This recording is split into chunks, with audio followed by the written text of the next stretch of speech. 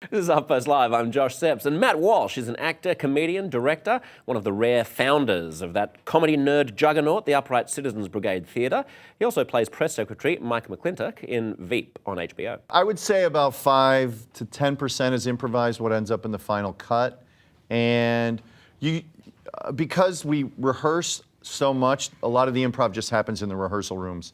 And then the writers are continually generating new drafts and new drafts and new drafts. So when we're actually filming, 5% would be my ballpark figure.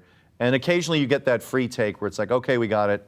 Go muck about or go have fun on this one. Do you have a scribe who's there during rehearsals, frantically scribbling down everything All that the you writers say? are in the room and they'll contribute. It's very collaborative. It's not, Armando Iannucci directs the rehearsal and sort of points people like, I need this or this isn't working. But as an actor in the show, you can say, but I don't know if I would do that. Can I try this? And he's like, yeah, try that. And then the writers just kind of write everything down and then they go away with Armando and they decide what's usable or what makes it better or what's, not good. Look who's had the last laugh in the whole Chicago-New York stakes. Yes. Because out of that Chicago school, the whole Del Close kind of school, you've got your Colberts and you've got your Amy Poehler's, obviously, and you've got you guys. Just explain to people who don't understand, who aren't quite improv nerds, what the premise of what you guys were trying to do is.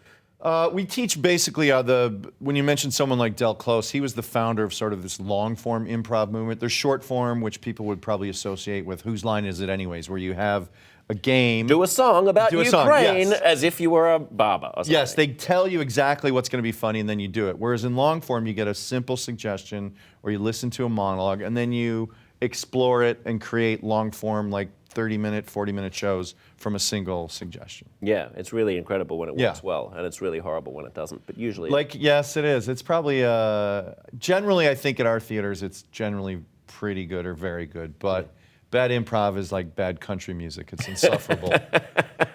How much improv do you bring to acting?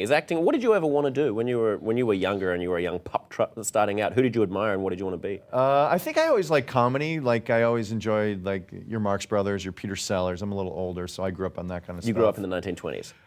Yeah. Buster Keaton was a neighbor of mine. I used to put on his pancake makeup.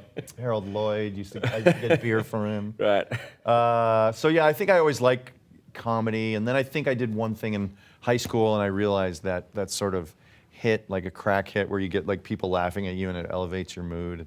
And so I decided that's what I was going to pursue. Brooklyn's wearing a romper right now. romper. See, a lot of you people who aren't in the know like me, yes, can you show them that's not a dress because people are probably thinking that dress is too short. It's way too short. It's a romper. It's a romper.